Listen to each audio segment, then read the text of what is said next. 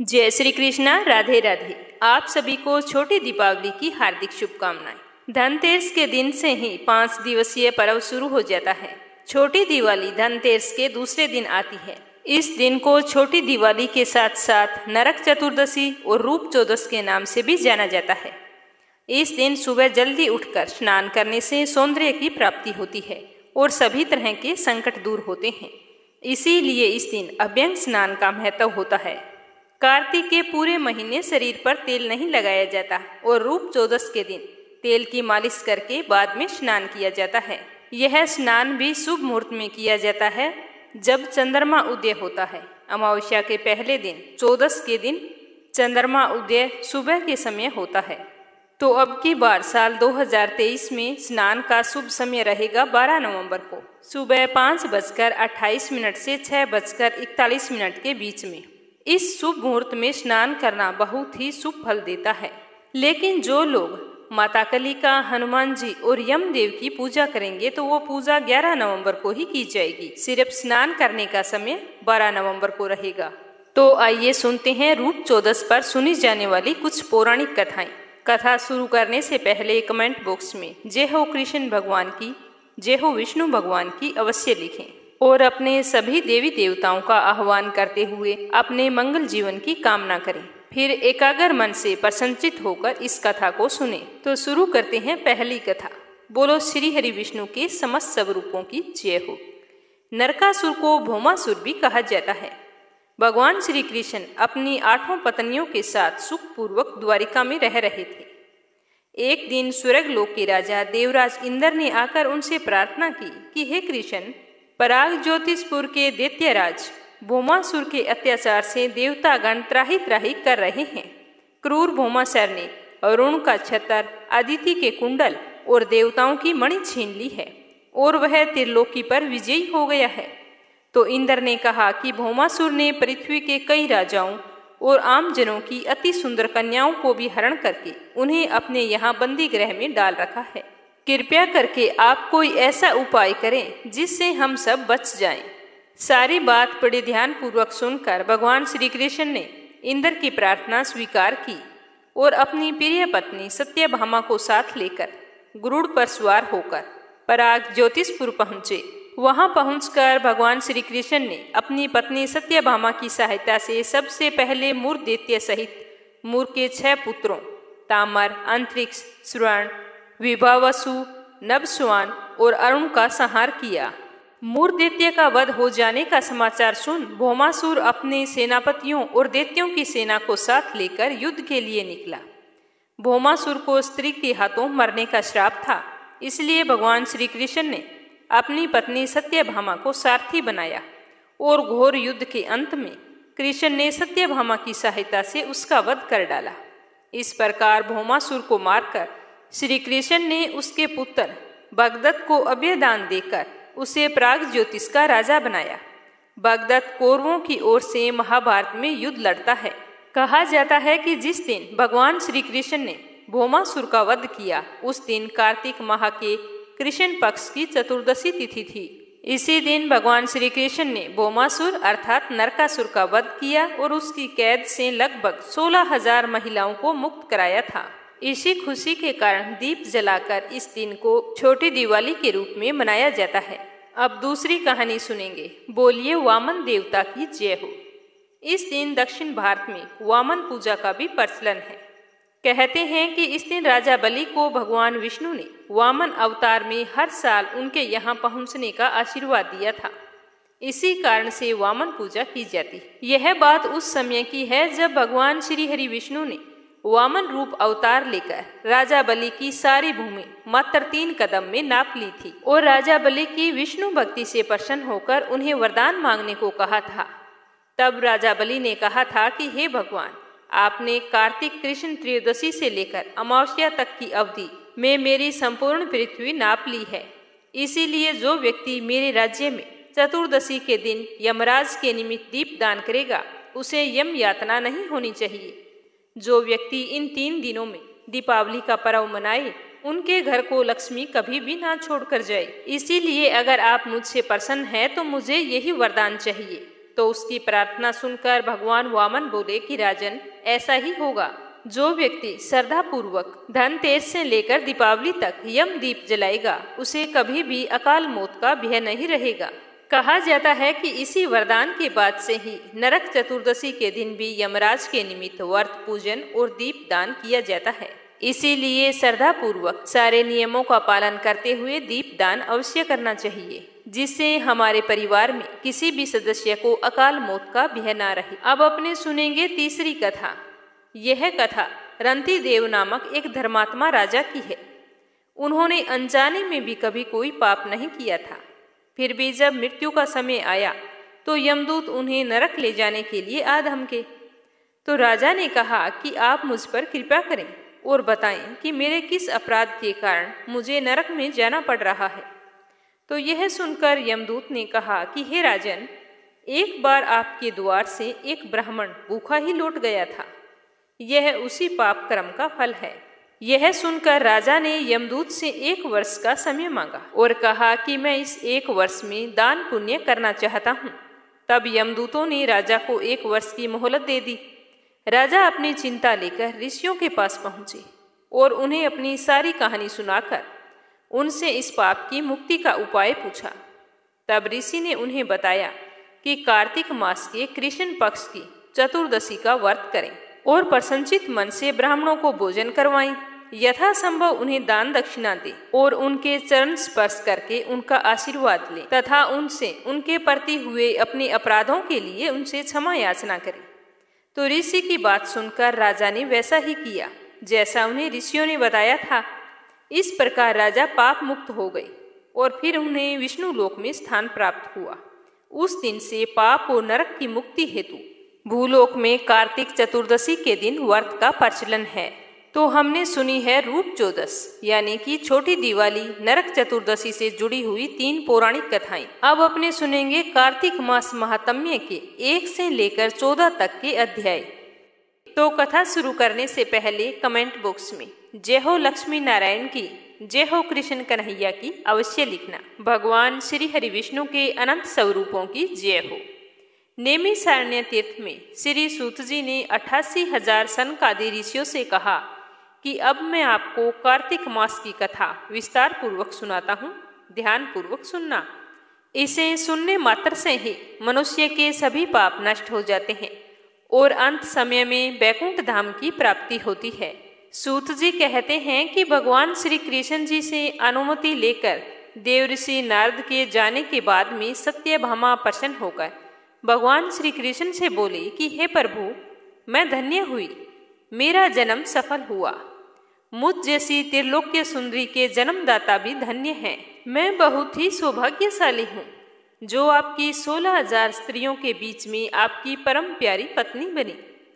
मैंने आपके साथ नारद जी को वह कल्प वृक्ष आदि पुरुष विधि पूर्वक दान में दिया था, परंतु वही कल्प वृक्ष मेरे घर पर लहराया करता है।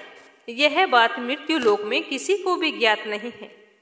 हे त्रिलोकीनाथ, मैं आपसे कुछ पूछने की इच्छा रखती हूँ। तो भगवान श्री कृष्ण की आज्ञा देने पर सत्यभामा पूछने लगती है कि आप मुझे कृपया करके कार्तिक मास महात्म्य की कथा विस्तार पूर्वक सुनाइए।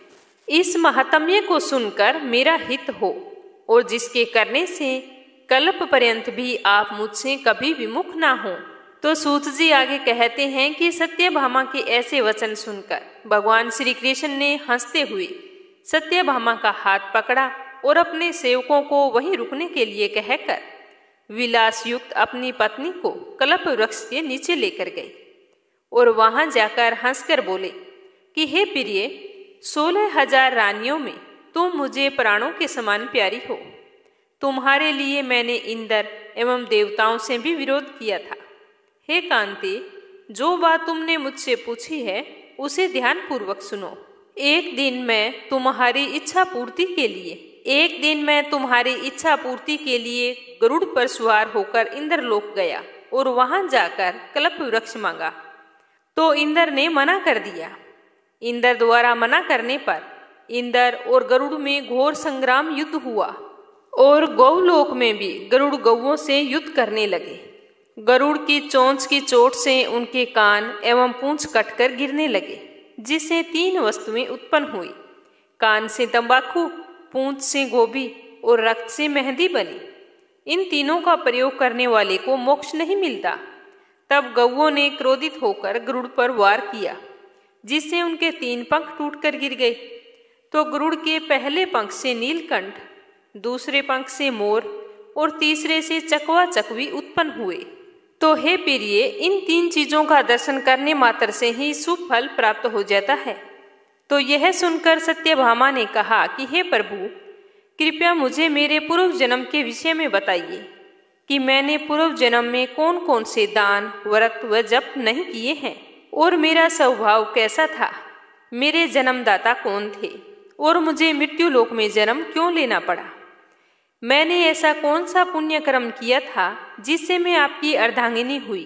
तो श्री कृष्ण भगवान कहने लगे कि हे प्रिय, अब मैं तुम्हारे द्वारा पूर्व जन्म में किए गए पुण्य कर्मों को विस्तार पूर्वक कहता हूँ, उसे सुनना।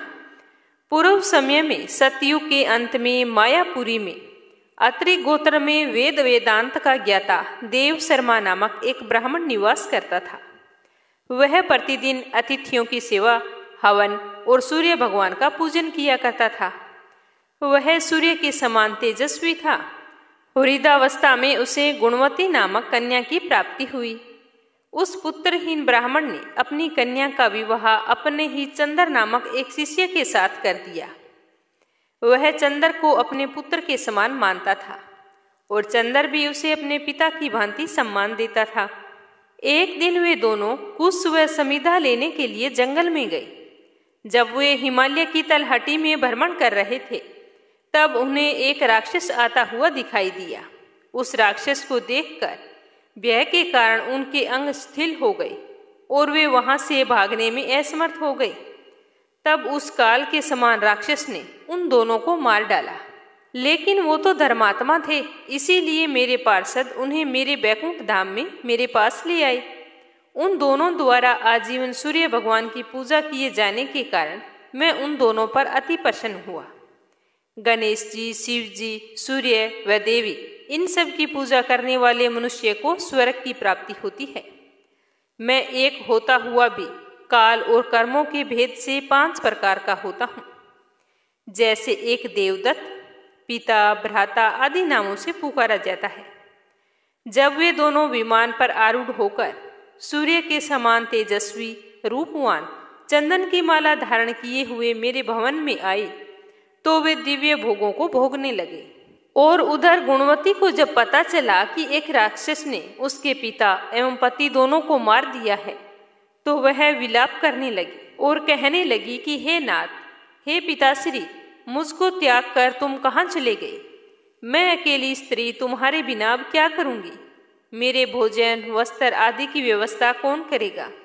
घर में प्रेम पूर्वक मेरा पालन पोषण कौन करेगा?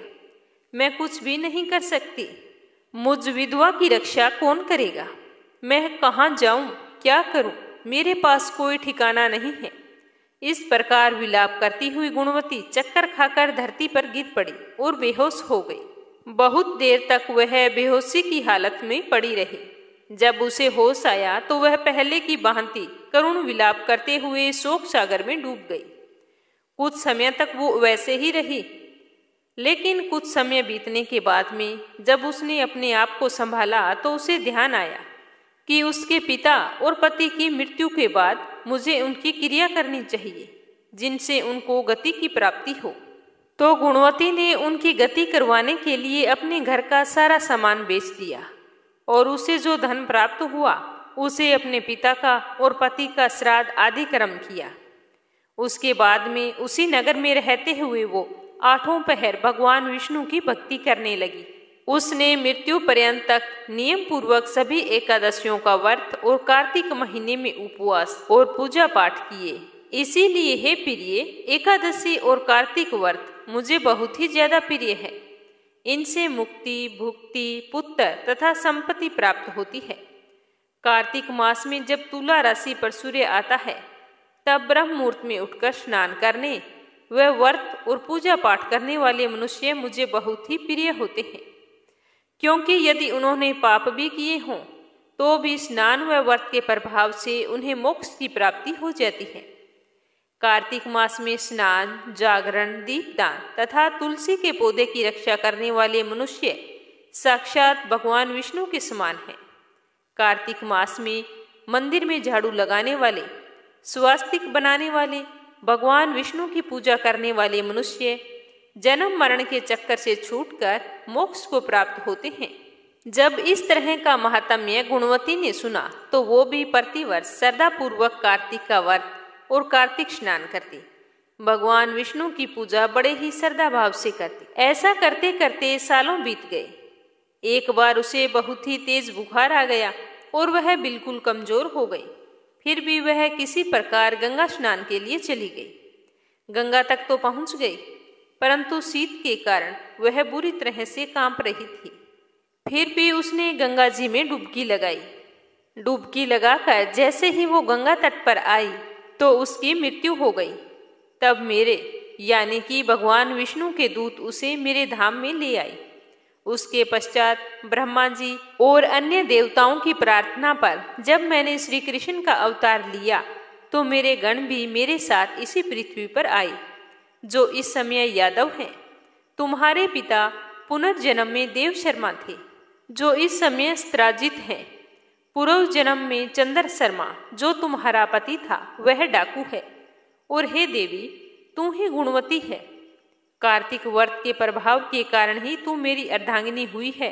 पूर्व जन्म में तुमने मेरे मंदिर के द्वार पर तुलसी का पौधा लगाया था। इस समय वह तेरे महलों के आंगन में कल्प वृक्ष के रूप में विद्यमान है। उस जन्म में तुमने जो दीप दान किया था, उसी के कारण तुम्हारी देह इतनी सुंदर है। तुम्हारे घर में साक्षात लक्ष्मी का वास है। तुमने पूर्व जन्म में अपने सभी व्रतों का फल पति स्वरूप विष्णु जी को अर्पित किया था। उसी के प्रभाव से तुम इस जन्म में मेरी प्रिय पत्नी हुई हो। पूर्व जन्म में तुमने नियम पूर्वक जो कार्तिक मास का व्रत किया था, उसी के कारण मेरा और तुम्हारा कभी वियोग नहीं होगा। इस प्रकार कार्तिक मास में व्रत आदि करने वाले मनुष्य मुझे तुम्हारे समान प्रिय हैं। दूसरे जप, तप, यज्ञ, दान आदि करने से प्राप्त फल कार्तिक मास में किए गए व्रत के फल से बहुत ही थोड़ा होता है। अर्थात कार्तिक मास के व्रतों का 16वां भाग भी नहीं होता। इस प्रकार सत्यभामा भगवान श्री कृष्ण के मुख से अपने पूर्व जन्म के पुण्य प्रभाव सुनकर बहुत ही प्रसन्न हुई। सत्यभामा ने कहा कि हे प्रभु, आप तो सभी काल में व्यापक हैं और सभी काल आपके आगे एक समान है। फिर भी यह कार्तिक मास ही सभी मासों में क्यों श्रेष्ठ है? आप सब तिथियों में एकादशी और सभी महीनों में कार्तिक मास को ही अपना प्रिय क्यों बताते हैं? इसका कारण मुझे बताइए। तो सत्यभामा की बात सुनकर भगवान श्री कृष्ण कहने लगते हैं कि हे भामिनी, तुमने बहुत ही अच्छा प्रश्न किया है। मैं तुम्हें इसका उत्तर देता हूँ, ध्यानपूर्वक सुनना। इसी प्रकार एक बार महाराज बेन के पुत्र राजा पृथु ने प्रश्न के उत्तर में देवऋषि नारद से यही सवाल किया था, और जिसका उत्तर देते हुए नारद जी ने कार्तिक मास की महिमा कुछ इस तरह से बताई थी कि हे राजन, एक समय शंख नाम का एक राक्षस बहुत ही बलवान एवं अत्याचारी हो गया था। उसके अत्याचारों से तीनों लोकों में त्राही त्राही मच गई थी। उस शंखासुर ने स्वर्ग में निवास करने वाले देवताओं पर विजय प्राप्त कर इंद्रादि देवताओं एवं लोकपालों के अधिकारों को छीन लिया। उससे भयभीत होकर सारे देवता अपने परिवार के सदस्यों के साथ सुमेरु पर्वत की गुफाओं में बहुत दिनों तक छुपे रहे। कुछ दिनों के बाद में जब उनका भय कम हुआ तो वे निश्चित होकर सुमेरु पर्वत की गुफाओं में ही रहने लगे। उधर जब शंखासुर को इस बात का पता चला कि देवता आनंद पूर्वक सुमेरु पर्वत की गुफाओं में निवास कर रहे हैं, तो उसने सोचा कि ऐसी कोई दिव्य शक्ति अवश्य है जिसके प्रभाव से अधिकारहीन यह देवता अभी भी बलवान है। इस तरह वह सोचते सोचते इस निर्णय पर पहुंचा कि वेद मंत्रों के बल के कारण ही देवता बलवान हो रहे हैं। यदि उनसे वेद छीन लिए जाएं तो वे बलहीन हो जाएंगे। ऐसा विचार करके शंखासुर ब्रह्मा जी के सत्यलोक से शीघ्र ही वेदों को हर के ले आया और उसके द्वारा जब शंखासुर उन्हें हर के ला रहा था तो वे भय से उसके चंगुल से निकल भागे और जल में समा गए। यह देखकर शंखासुर ने वेद मंत्रों तथा बीजों मंत्रों को ढूंढने के लिए सागर में प्रवेश किया, परंतु उसे सागर में ना तो वेद मंत्र मिले और ना ही बीज मंत्र मिले। जब शंखासुर सागर से निराश होकर वापस लौटा तो उस समय ब्रह्मा जी पूजा की सामग्री लेकर सभी देवताओं के साथ भगवान विष्णु की शरण में पहुंचे और भगवान विष्णु को गहरी नींद से जगाने के लिए गाने बजाने लगे। धूप गंध आदि से बारंबार उनका पूजन करने लगे। धूप दीप निवेद आदि अर्पित किए जाने पर भगवान की निद्रा टूटी और वह देवताओं सहित ब्रह्मा जी को अपनी पूजन करते हुए देखकर बहुत ही प्रसन्न हुए और कहने लगे कि मैं आप लोगों के इस कीर्तन एवं मंगलाचरण से बहुत ही प्रसन्न हूँ। आप अपना अभिष्ट वरदान मांगिए, मैं अवश्य प्रदान करूँगा।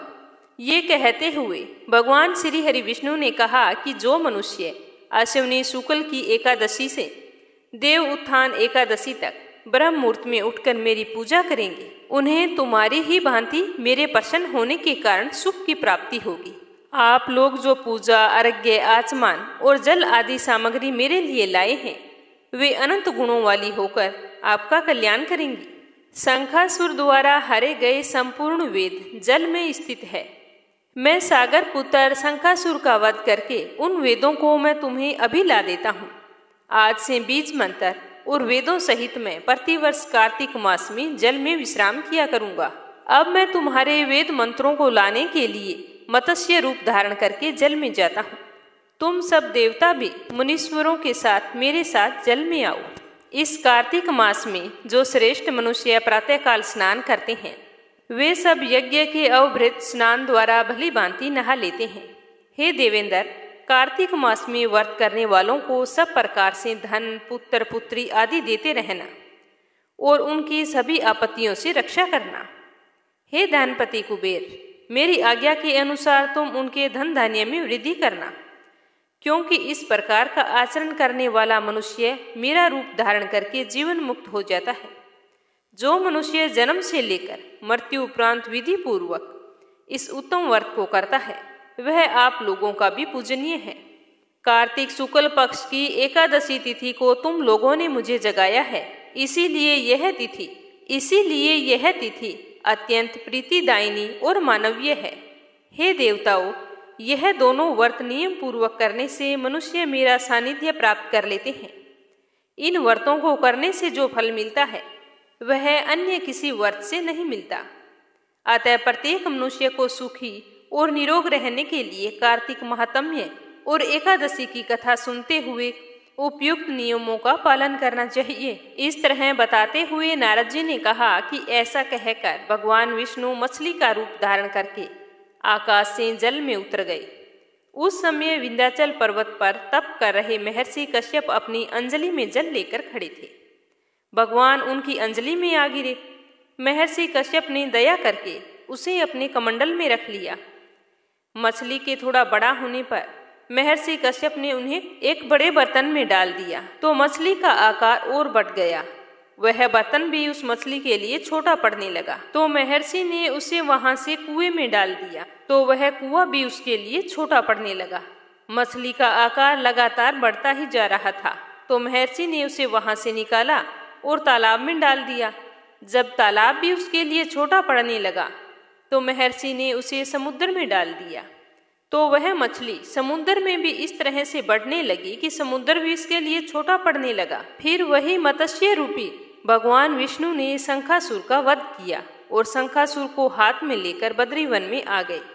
वहां उन्होंने संपूर्ण ऋषियों को बुलाकर इस प्रकार आदेश दिया कि मुनीश्वरों, तुम जल के भीतर बिखरे हुए वेद मंत्रों की खोज करो और जितनी जल्दी हो सके उन्हें सागर के जल से बाहर निकाल कर लाओ।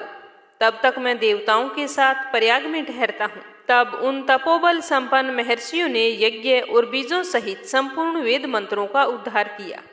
उनमें से जितने मंत्र जिस ऋषि ने उपलब्ध करवाए वही उन बीज मंत्रों का उसी दिन से ऋषि माना जाने लगा। उसके बाद में सब ऋषि एकत्रित होकर प्रयाग में गए। वहां उन्होंने ब्रह्मा जी सहित भगवान विष्णु को उपलब्ध किए हुए सारे वेद मंत्र समर्पित कर दिए। सारे वेदों को पाकर पितामह बहुत ही प्रसन्न हुए। उन्होंने देवताओं और ऋषियों के साथ प्रयाग में अश्वमेघ यज्ञ किया। यज्ञ समाप्त होने पर सब देवताओं ने भगवान से निवेदन किया कि देवादिदेव जगन्नाथ, इस स्थान पर पितामह ने खोए हुए वेदों को पुनः प्राप्त किया है और हमने भी यहाँ आपके प्रसाद से यज्ञ भाग पाए हैं। अतः यह स्थान पृथ्वी पर सबसे श्रेष्ठ पुण्य की वृद्धि करने वाला एवं भोग तथा मोक्ष प्रदान करने वाला हो। साथ ही यह समय भी महापुण्य में और ब्रह्मघाती आदि महापापियों की शुद्धि करने वाला होना चाहिए तथा यह स्थान यहाँ पर दिए हुए दान को अक्षय बना देने वाला होना चाहिए। यह वरदान हमें दीजिए। तो भगवान श्री हरि विष्णु बोले कि देवताओं, तुमने जो कुछ कहा है वह मुझे सब स्वीकार है। तुम्हारी इच्छा पूर्ण हो। आज से यह स्थान ब्रह्म क्षेत्र के नाम से प्रसिद्ध होगा और सूर्य वंश में उत्पन्न राजा भागीरथ यहाँ गंगा को लेने के लिए आएंगे और वह यहाँ पर सूर्य कन्या यमुना से मिलेंगे। ब्रह्मा जी और तुम सब देवता मेरे साथ यहाँ पर निवास करो। आज से यह तीर्थराज के नाम से विख्यात होगा। तीर्थराज के दर्शन करने मात्र से ही सारे पाप नष्ट हो जाएंगे। जब सूर्य मकर राशि में स्थित होंगे उस समय यहाँ स्नान करने वाले मनुष्यों के सभी पापों का नाश हो जाएगा और यह काल भी मनुष्यों के लिए सदा महान पुण्य फल देने वाला होगा। माघ महीने में सूर्य के मकर राशि में स्थित होने पर यहाँ स्नान करने वालों को सोलक्य आदि फल प्राप्त होंगे। देवादिदेव भगवान विष्णु देवताओं से ऐसा कहकर पितामह के साथ वहां से अंतर्ध्यान हो गए। उसके बाद में इंद्रादि देवता ने भी अपने अंश से प्रयाग में रहते हुए वहां से अंतर्ध्यान हुए। जो मनुष्य कार्तिक माह में तुलसी जी की जड़ के समीप श्री हरि विष्णु का पूजन करता है और उनकी कथाओं का स्मरण करता है, वह इस लोक में संपूर्ण भोगों का उपभोग करते हुए अंत में वैकुंठ धाम को जाता है। राजा पृथु बोले कि हे नारद जी, आपने कार्तिक मास में स्नान का फल कहा। अब अन्य मासों में विधि पूर्वक स्नान करने की विधि, नियम और उद्धापन विधि भी बतलाइए। तो देवर्षि नारद कहने लगे कि हे राजन, आप भगवान विष्णु के अंश से उत्पन्न हुए हैं, अतः यह बात आपको ज्ञात है। फिर भी आपको यथाचित विधान बताता हूँ। अश्विनी माह में शुक्ल पक्ष की एकादशी तिथि से कार्तिक के व्रत करने चाहिए। ब्रह्म मुहूर्त में उठकर जल का पात्र लेकर गांव से बाहर पूर्व अथवा उत्तर दिशा में जाना चाहिए। उसके बाद जो मनुष्य मुख शुद्धि नहीं करता उसे किसी भी मंत्र का फल प्राप्त नहीं होता।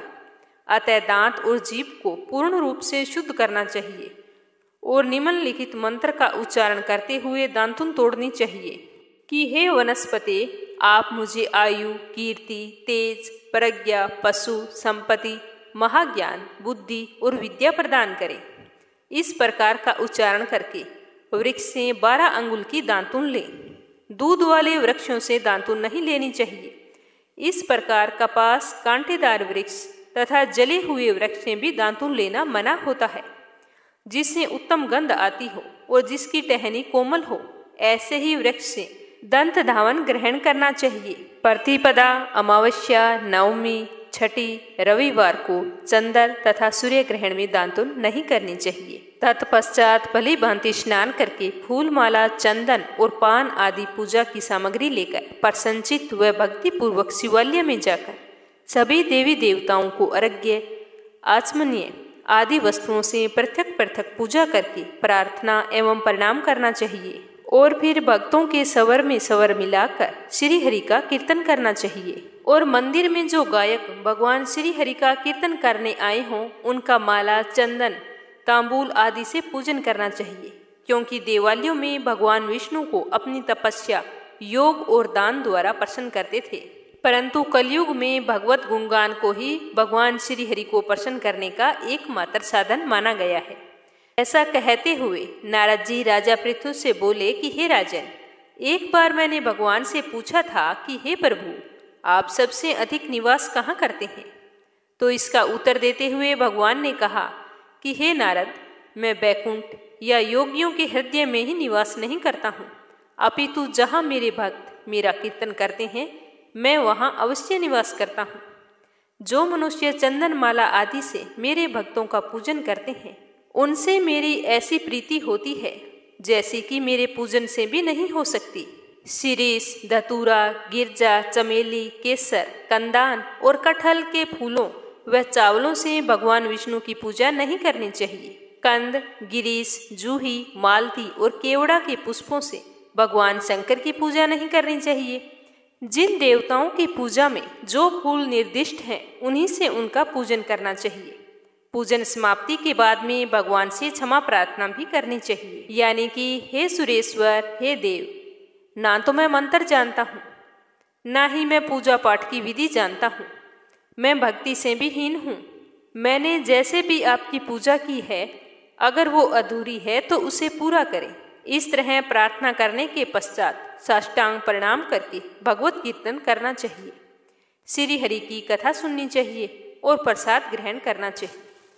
जो मनुष्य उपरोक्त विधि के अनुसार कार्तिक व्रत का अनुष्ठान करते हैं, वह जगत के सभी सुखों को भोगते हुए अंत में मुक्ति को पाते हैं। तो ये महात्म्य कथा का 5वां अध्याय समाप्त हुआ।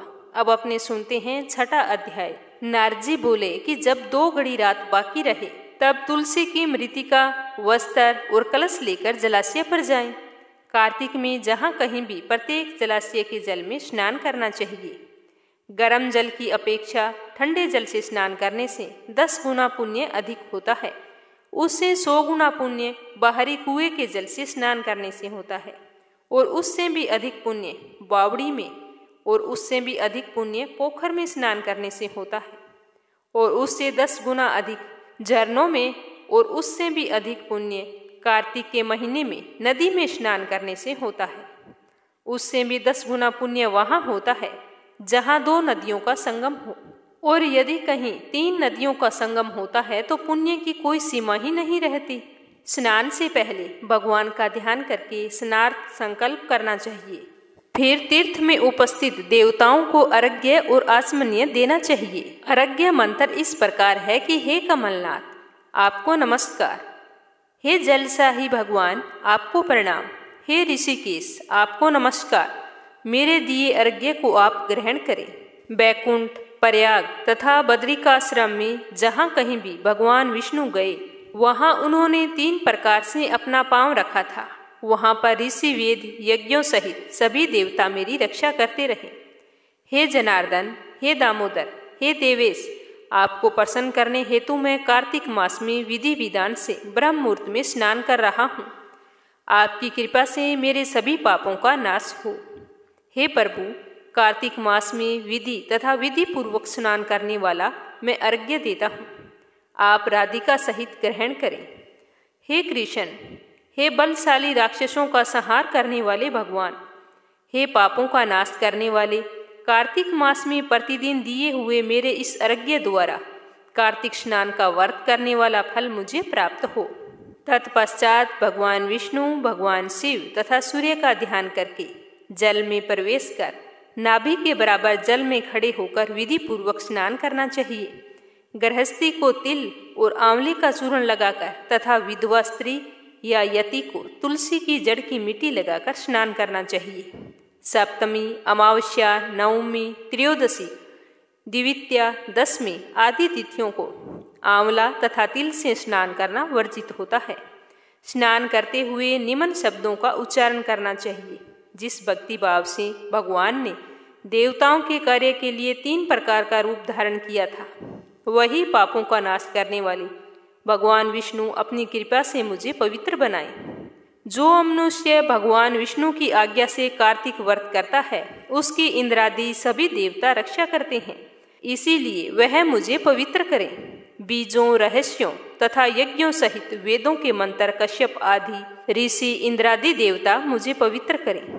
अदिति आदि सभी नारियां, यज्ञ, सिद्ध, शरप और समस्त औषधियां व तीनों लोकों के पहाड़ मुझे पवित्र करें। इस प्रकार कहकर स्नान करने के बाद मनुष्य को हाथ में पवित्री धारण करके देवता, ऋषि, मनुष्यों तथा पितरों का विधि पूर्वक तर्पण करना चाहिए।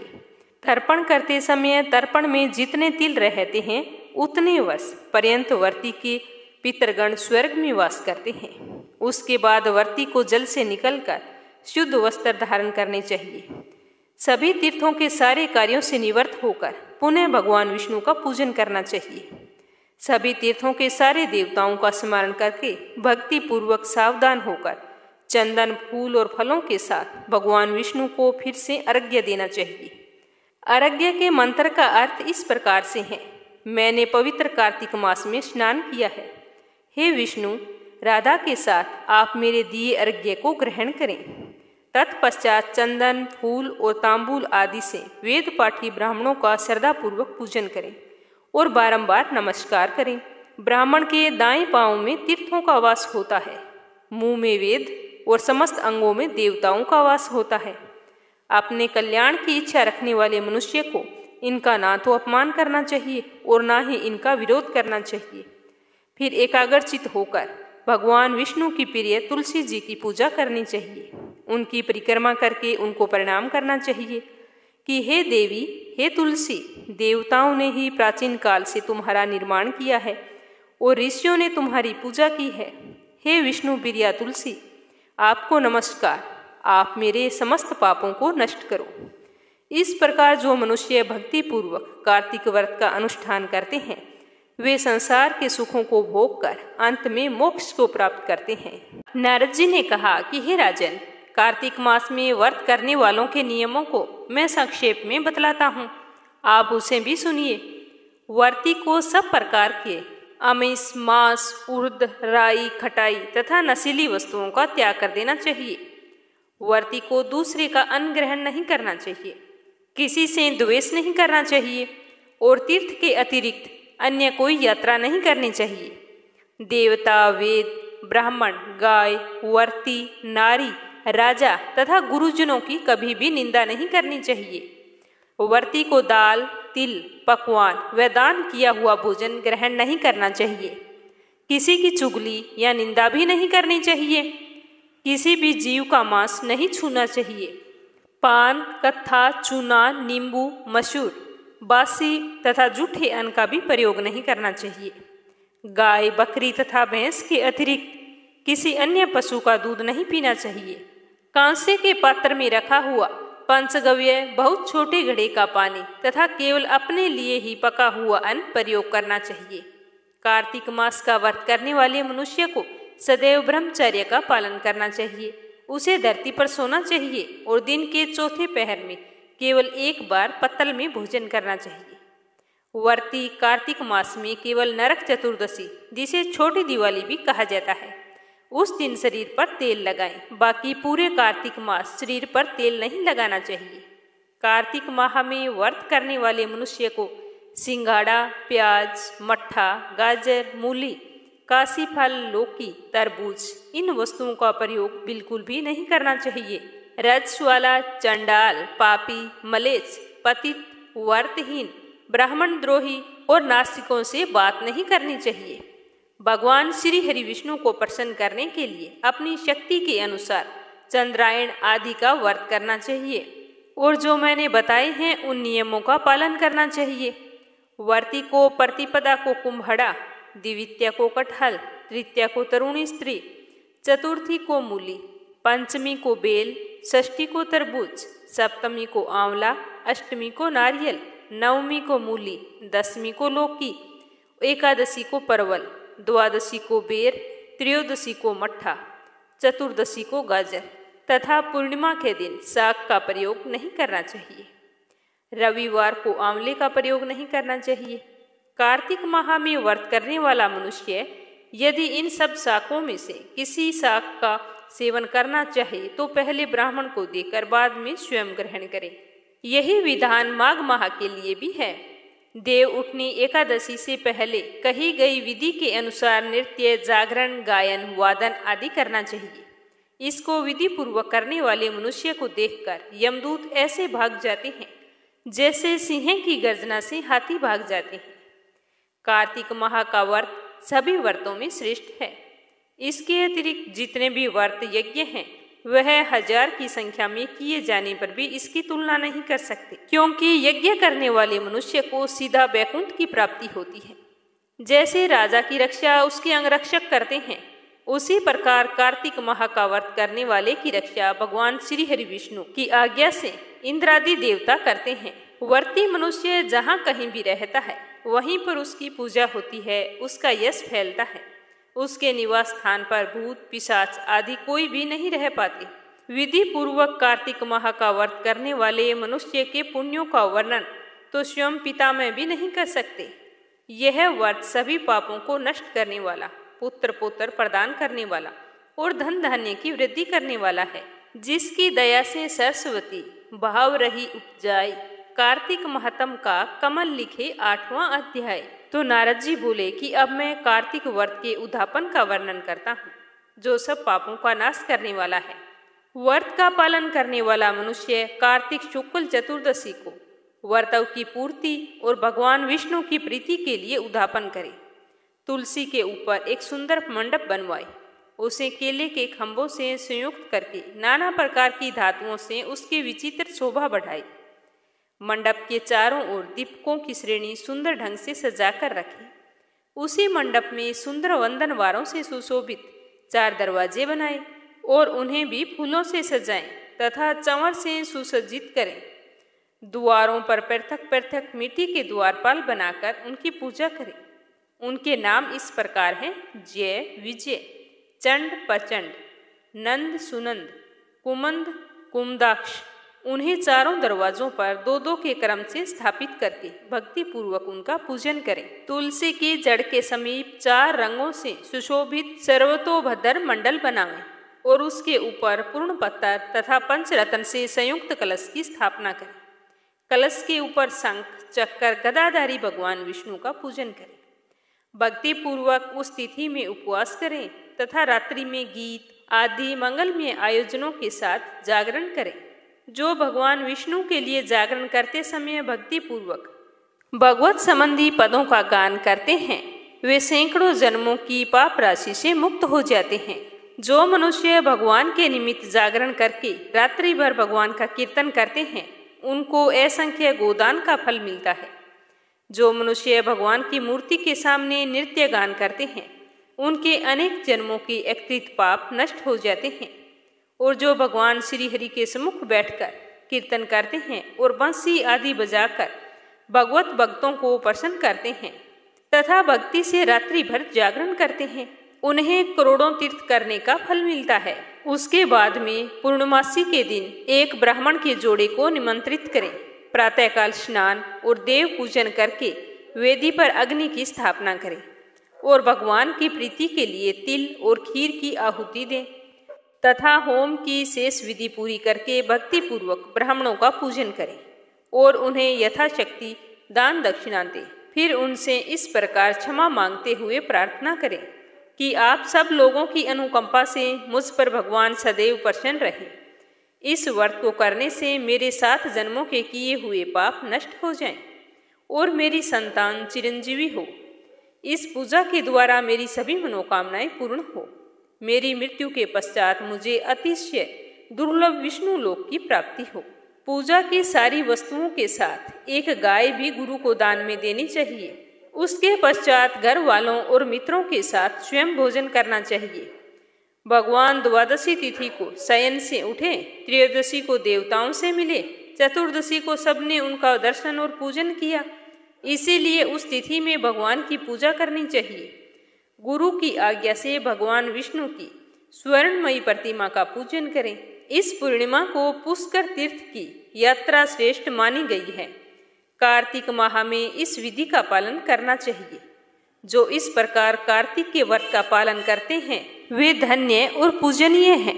उन्हें उत्तम फल की प्राप्ति होती है। जो भगवान विष्णु की भक्ति में तत्पर हो, कार्तिक में व्रत का पालन करते हैं, उनके शरीर में स्थित सभी पाप तत्काल नष्ट हो जाते हैं। जो श्रद्धा पूर्वक कार्तिक के उद्यापन का महात्म्य सुनता है या सुनाता है, वह भगवान विष्णु का सायुज्य पा लेता है। राजा पृथु बोले कि हे मुनि श्रेष्ठ नारद जी, आपने कार्तिक माह के व्रत में जो तुलसी की जड़ में भगवान विष्णु का निवास बताकर उस स्थान की मिट्टी की पूजा करना बतलाया है। अतः मैं श्री तुलसी के महात्म्य को सुनना चाहता हूँ। तुलसी कहाँ और किस जगह किस प्रकार उत्पन्न हुई, यह भी मुझे विस्तार से बताने की कृपा करें। तो नारद जी बोले कि हे राजन, अब आप तुलसी जी की महत्ता तथा उनके जन्म का प्राचीन इतिहास मैं तुम्हें सुनाता हूँ, ध्यान पूर्वक सुनिए। एक बार देवगुरु बृहस्पति और देवराज इंद्र भगवान शंकर का दर्शन करने कैलाश पर्वत की ओर चले। तब भगवान शंकर ने अपने भक्तों की परीक्षा लेने के लिए जटाधारी दिगंबर का रूप धारण कर उन दोनों के मार्ग में अवरोध उत्पन्न किया। यद्यपि वह तेजस्वी, शांत, लंबी भुजा और चौड़ी छाती वाले गौर वर्ण अपने विशाल नेत्रों से युक्त तथा सिर पर जटा धारण किए वैसे ही बैठे थे, तो उन्होंने भगवान शंकर को नहीं पहचाना और इंद्र ने उनसे उनका नाम व धाम आदि पूछते हुए कहा कि क्या भगवान शंकर अपने स्थान पर हैं या कहीं पर गए हुए हैं।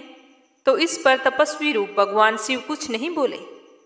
इंद्र को अपने त्रिलोकीनाथ होने का गर्व था। उसी अहंकार के प्रभाव से वह चुप किस प्रकार रह सकता था। तो उसने क्रोधित होते हुए उस तपस्वी को दुड़क कर कहा कि अरे, मैंने तुझसे कुछ पूछा है और तू है कि उत्तर ही नहीं दे रहा।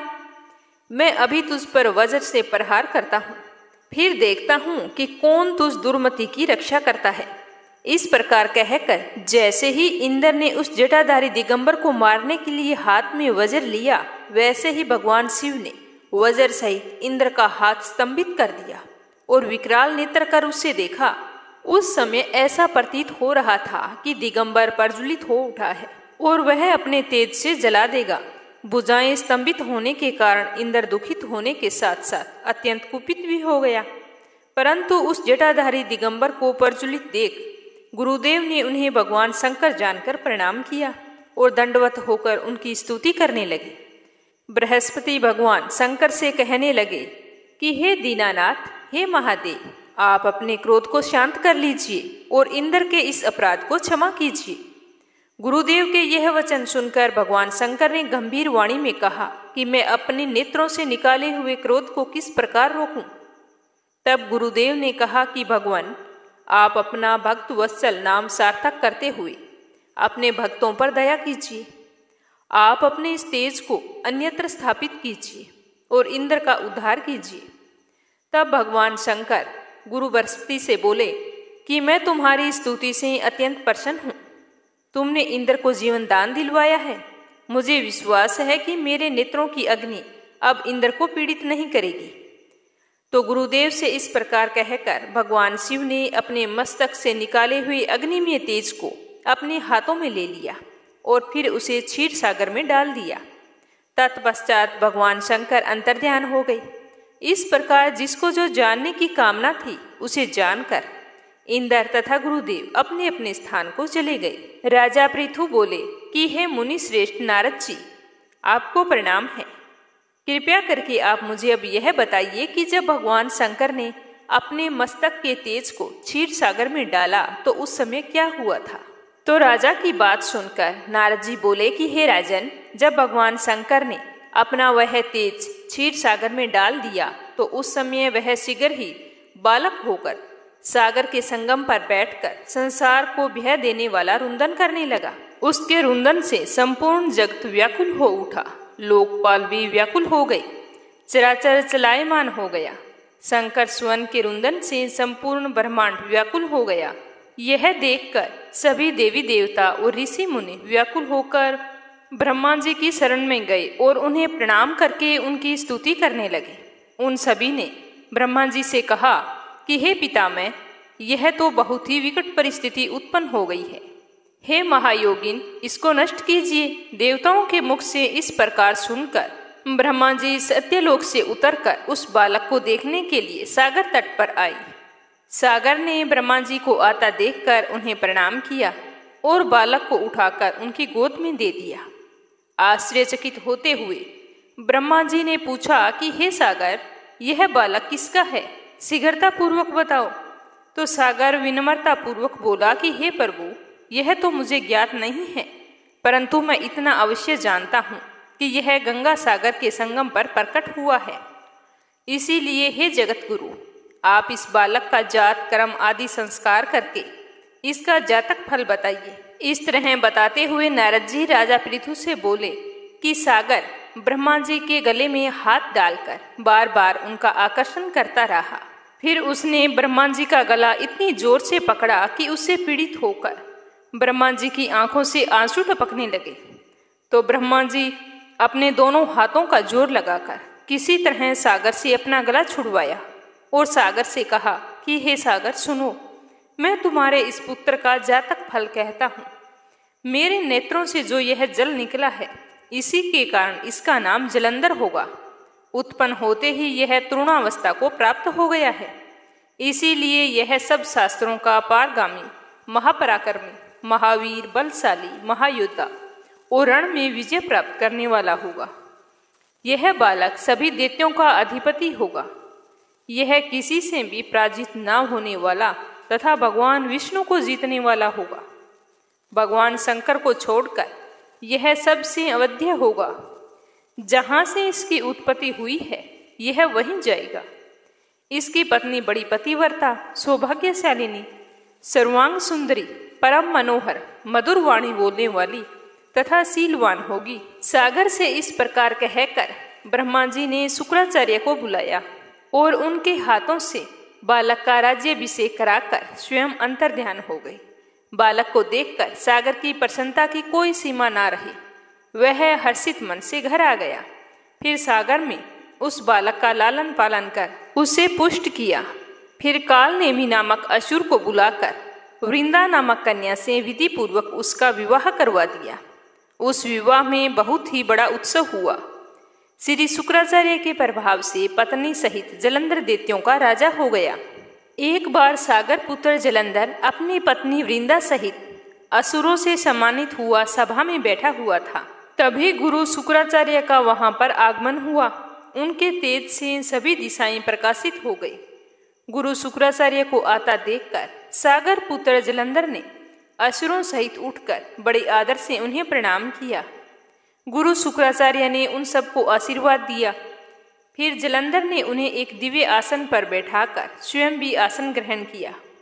फिर सागर पुत्र जलंधर ने उनसे विनम्रतापूर्वक पूछा कि हे गुरुजी, आप हमें यह बताने की कृपा करें कि राहु का सिर किसने काटा था।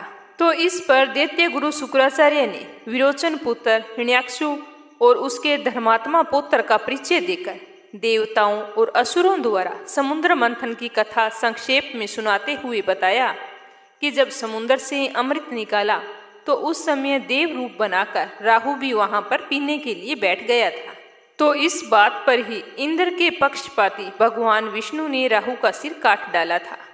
अपने गुरु के मुख से इस प्रकार के वचन सुनकर जलंधर के क्रोध की सीमा ना रही। उसके नेत्र लाल हो गए। फिर उसने अपने दसमर नामक दूत को बुलाया और उसे शुक्राचार्य द्वारा सुनाया गया सारा वृत्तांत सुनाया। तत्पश्चात उसने दसमर को आज्ञा दी कि तुम शीघ्र ही इंद्रपुरी में जाकर इंद्र को मेरी शरण में लेकर आओ। दसमर जलंधर का एक बहुत ही आज्ञाकारी एवं निपुण दूत था।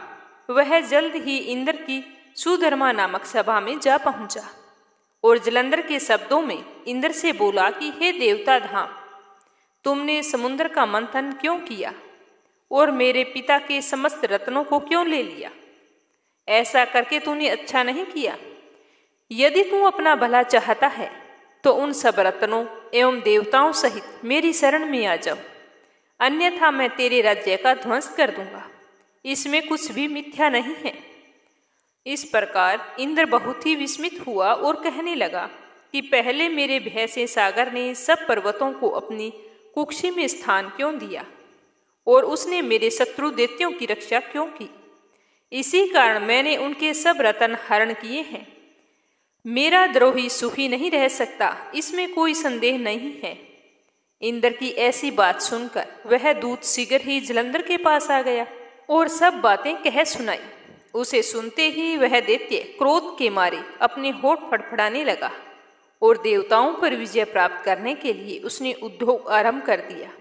फिर सब दिशाओं पाताल से करोड़ों करोड़ों दैत्य उसके पास आने लगे। शुंभ निशुंभ आदि करोड़ों सेनापतियों के साथ जलंधर इंद्र से युद्ध करने लगा।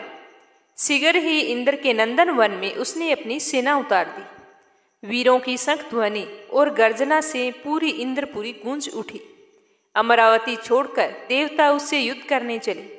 भयानक मारकाट हुई। असुरों के गुरु आचार्य शुक्र अपनी अमृत संजीवनी विद्या और देव गुरु बृहस्पति द्रोणागिरी से औषधि लाकर जिलाते रहे। इस पर जलंधर ने क्रोधित होकर कहा कि मेरे हाथ से मरे हुए देवता कैसे जी सकते हैं? जिलाने वाली विद्या तो आपके पास है। तो इस पर शुक्राचार्य ने देवगुरु द्वारा द्रोणाचार्य से औषधि लाकर देवताओं को जिंदा करने की बात सुनाई। तो यह सुनकर जलंधर और भी कुपित हो गया। फिर शुक्राचार्य जी ने कहा कि यदि शक्ति हो तो द्रोणागिरी को उखाड़कर समुद्र में फेंक दो, तब मेरे कथन की सत्यता प्रमाणित हो जाएगी। इस पर जलंधर कुपित होकर जल्द ही द्रोणगिरी पर्वत के पास जा पहुंचा और अपनी भुजाओं से पकड़कर द्रोणागिरी पर्वत को उखाड़कर समुद्र में फेंक दिया। यह तो भगवान शंकर का तेज था, इसमें जलंधर की कोई विचित्रता नहीं थी। उसके बाद में सागर पुत्र युद्ध भूमि में आकर बड़े तीव्र गति से देवताओं का संहार करने लगा। जब द्रोणाचार्य जी औषधि लाने के लिए गए तो द्रोणाचल को उखड़ा हुआ पाकर बहुत ही आश्चर्यचकित हुए और भयभीत होकर देवताओं के पास आए और कहा कि युद्ध बंद कर दो, जलंधर को अब नहीं जीत सकोगे। पहले इंद्र ने शिवजी का अपमान किया था। यह सुन देवता युद्ध में जय की आशा त्याग कर इधर उधर भाग गए। सिंधु सुत निर्भय हो अमरावती में घुस गया। इंद्र आदि सब देवताओं ने गुफाओं की शरण ले ली। इस तरह बताते हुए नारद जी ने कहा कि हे राजन, उस समय इंद्रादिक देवता वहां से भय कंपित होकर भागते भागते बैकुंठ में विष्णु जी के पास पहुंचे। देवताओं ने अपनी रक्षा के लिए उनकी स्तुति की। देवताओं की उस दीन वाणी को सुनकर करुणा सागर भगवान विष्णु ने उनसे कहा कि हे देवताओं, तुम भय को त्याग दो, मैं युद्ध में शीघ्र ही जलंधर को देखूंगा। ऐसा कहते ही भगवान गरुड़ पर जा बैठे। तब समुद्र तन्या लक्ष्मी जी ने कहा कि हे नाथ, यदि मैं सर्वदा आपकी प्रिया और भक्ता हूँ तो मेरा भाई आप द्वारा युद्ध में नहीं मारा जाना चाहिए। इस पर विष्णु जी ने कहा कि अच्छा, यदि तुम्हारी ऐसी ही प्रीति है तो मैं उसे अपने हाथों से नहीं मारूंगा, परंतु युद्ध में तो अवश्य जाऊंगा, क्योंकि देवताओं ने मेरी बड़ी स्तुति की है। ऐसा कहकर भगवान विष्णु युद्ध के उस स्थान में जा पहुंचे जहां पर जलंधर विद्यमान था। जलंधर और विष्णु का घोर युद्ध हुआ। विष्णु के तेज से कंपित देवता सिंहनाद करने लगे। फिर तो अरुण के अनुज गरुड़ के पंखों की प्रबल वायु से पीड़ित हो दैत्य इस प्रकार घूमने लगे जैसे आंधी से बादल आकाश में घूमते हैं। तब अपने वीर दैत्यों को पीड़ित होते देखकर जलंधर ने क्रोधित होकर विष्णु जी को उद्धत वचन कहकर उन पर कठोर आक्रमण कर दिया। दोनों ओर से गदाओं, बाणों और शूलों आदि का भीषण प्रहार हुआ। दैत्य के तीक्ष्ण प्रहारों से व्याकुल होकर देवता इधर उधर भागने लगे। तब देवताओं को इस प्रकार भयभीत हुआ देखकर गरुड़ पर चढ़े भगवान युद्ध में आगे बढ़े और उन्होंने अपना सारंग नामक धनुष उठाकर बड़े जोर का टंकार किया। त्रिलोकी शाब्दित हो गई। पल मात्र में भगवान ने हजारों दैत्यों के सिरों को काट गिराया। फिर तो विष्णु और जलंधर का महासंग्राम शुरू हो गया। यह देखकर लोग सारे आश्चर्य करने लगे। भगवान विष्णु ने बाणों के वेग से उस दैत्य की ध्वजा, छत्र, धनुष, बाण सब कुछ काट डाले। इसे व्यथित होकर उसने अपनी गदा उठाकर गरुड़ के मस्तक पर दे मारी। साथ ही क्रोध से उस दैत्य ने विष्णु जी की छाती में एक तीक्ष्ण बाण मारा। इसके उत्तर में भगवान विष्णु जी ने उसकी गदा काट दी और अपने सारंग धनुष पर बाण चढ़ाकर उसको बींधना आरंभ कर दिया। जलंधर इन पर अपने पैने बाण बरसाने लगा। उसने विष्णु जी को कई पैने बाण मारकर वैष्णव धनुष को काट दिया। धनुष के कट जाने पर भगवान ने गदा ग्रहण कर ली और शीघ्र ही जलंधर को खींचकर मारी।